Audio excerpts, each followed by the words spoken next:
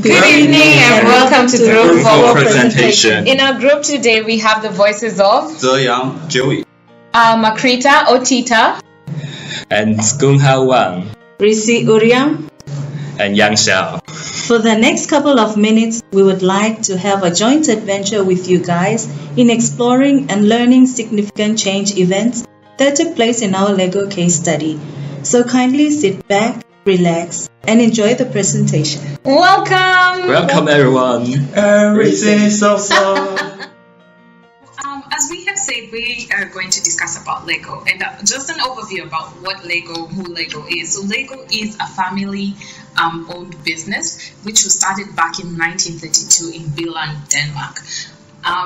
Lego Group manufactures colorful interlocking plastic construction toys in an array of gears and figurines and other various parts. So when assembled, these parts makes objects, vehicles, buildings, and working robots, which is pretty cool if you ask me. And since 1932, the company has expanded not only from making these assembled and connecting gears or figurines, but in supporting to make movies, games, competition, and even building amusement parks. So based on our case study, Lego released a new product in 1998 called the Lego Mindstorm, which was the most popular product at the time. The company's target market and consumers of the product was children. So the product was really successful with over 80,000 sets changing hands, which is pretty massive. However, the customers were not the intended children, but adults. So this caused a problem for Lego because adults buying the products will mean that the product will not be consumed as Lego intended it to be consumed by the children. Secondly, hackers cracked the code and created all new sorts of application, which ended up making Lego's market go down and also created more problems, which we're going to look and talk about further into the presentation. More so, the hackers not only made cracked the code and created all sorts of applications, they made sophisticated programs that spread rapidly over the internet with over 40 guidebooks on how to maximize the fun out of the Lego Mindstorm. So what would be the point to buy something if you already have a cheat code waiting somewhere in the internet, you know? It's like plagiarism already. So based on the short description from the Lego case study, our group will aim to discuss the reactions based on the change Lego experience, the outcomes, and as well as the creative and innovative ways the company managed to change. Okay, let's see how Lego reacts.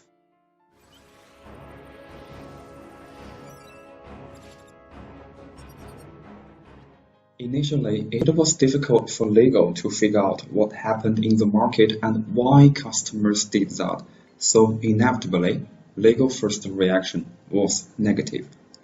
According to the Dawson's framework, our group first analyzes the context and the environment of Lego.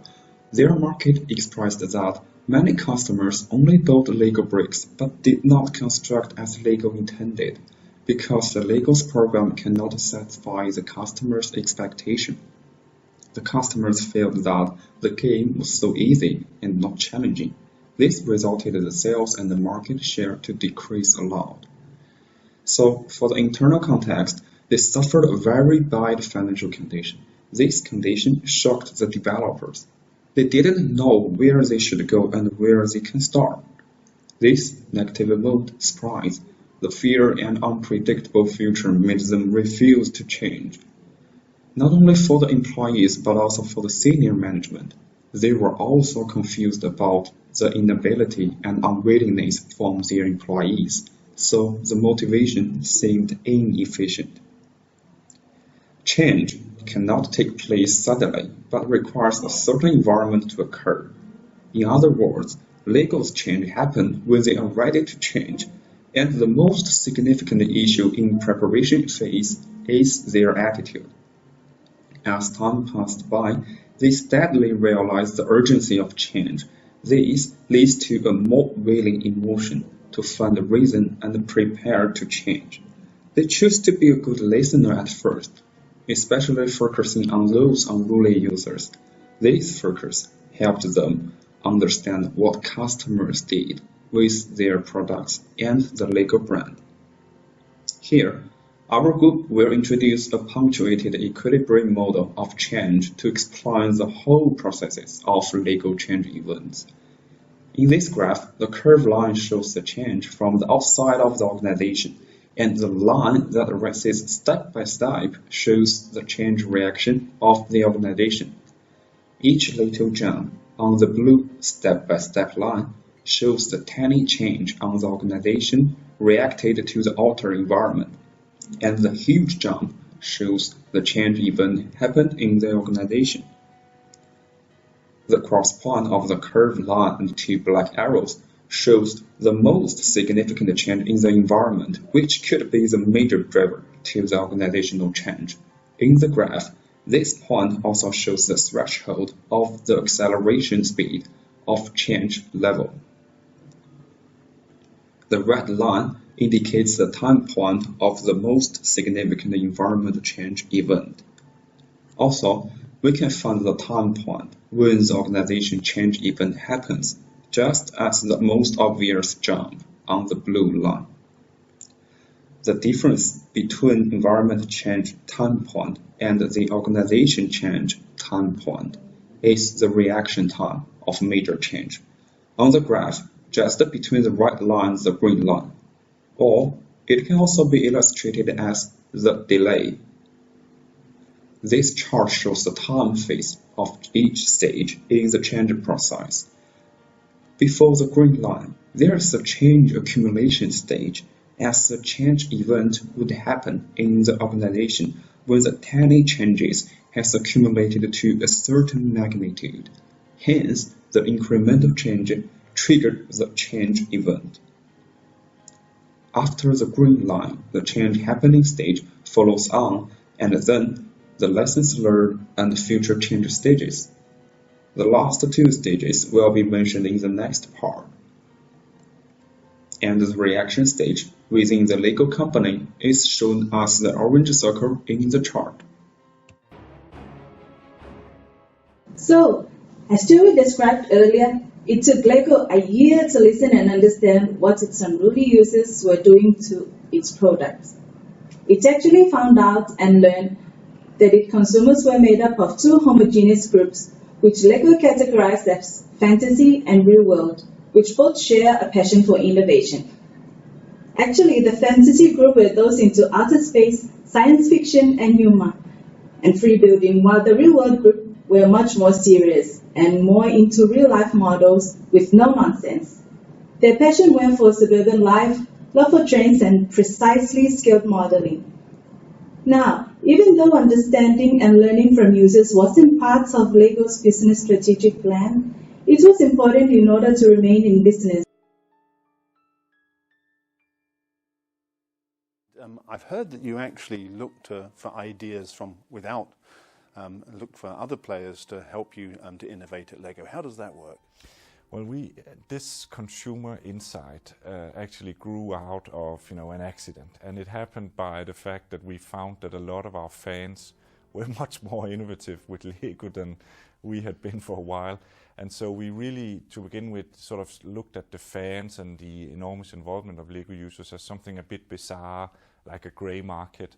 But they actually helped me in the process of turning around the company, because they told me what LEGO was all about. So instead of sort of defining it on our own, we involved them in what is LEGO all about. And the next step on to that was bringing these people in to driving the innovation in the company, bringing out ideas and asking them what they would like. And we did the same later with our retail customers.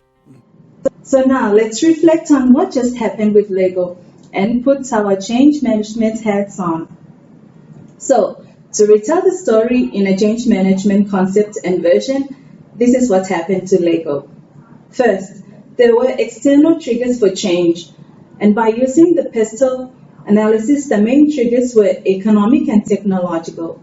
Economic because it involves competitive pressures from LEGO hackers who create and sell their own sophisticated versions of LEGO Mindstorms, and the technological trigger relates to the internet technology, which enables hackers to hack LEGO products and resell their own improved and modified products.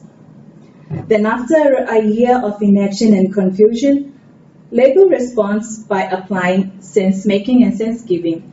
Sense-making is when LEGO attempts to listen, understand, and interpret the situation with its boisterous users, and then it goes through sense-giving by influencing the situation, by engaging its unruly users to co-create its product so that it does not lose its business. Now, if we visualize LEGO's case on the punctuated equilibrium change model, then LEGO's incremental change through launching milestones in order to keep up with its competitive environment resulted in a further gap from the competition when innovative hackers produced improved versions. So this led to a radical change instead of an incremental change, where LEGO become partners with its unruly users in order to survive and catch up with the environmental change. As has been mentioned before, LEGO found that their customers are two parts. The first one is the group of persons who focus on the outer space products, which is fantastic and science fiction. The second ones are the customers who prefer producing the real-life products such as buildings or cars. Although many customers toying around with ideas, most of these ideas cannot marketable by the LEGO. Notably, there are 12% of the customers whose products are more radical exploration of new functionalities and new experience.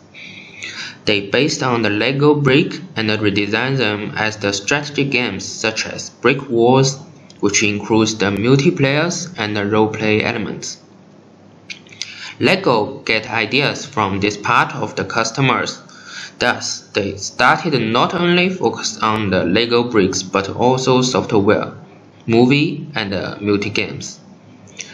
That can be a successful change and also help the LEGO to get a large occupation in their industry. As the following, we will show some short videos about extended products of LEGO after they do that change, and also LEGO transfer these ideas into real actions.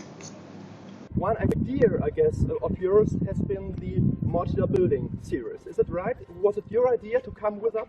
I don't think we can ever say that any of us had the idea for most of the things that we do, because it's so much of a team effort. I would say specifically to the modular buildings, that actually came from a cooperation with the community team and our design team. So at the time, the community team came together and said, the fans want more buildings, and they miss Castle, the old castle, where they can snap together.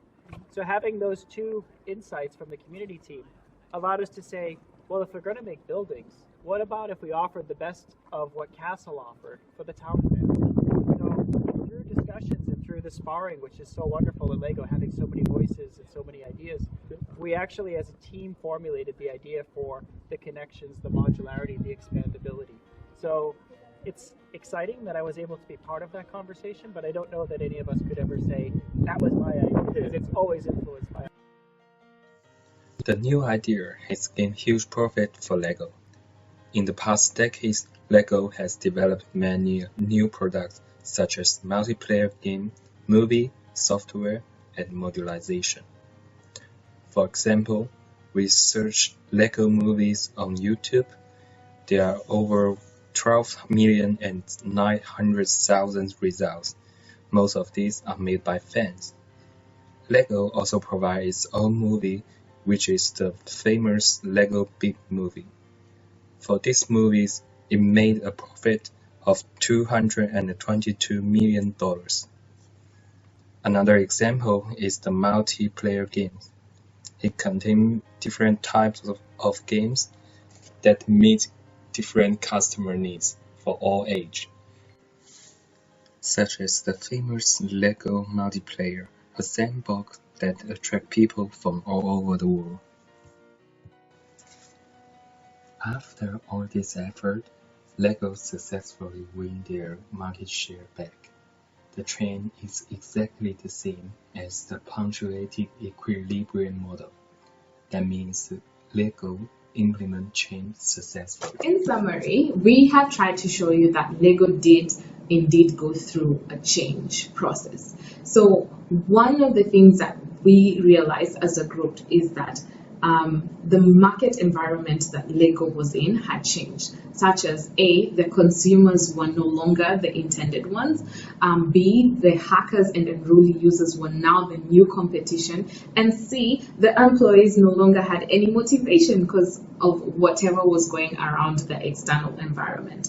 This caused Lego Group to adjust their business strategy plan to fit what they now understood and observed for a year as a continuous issue.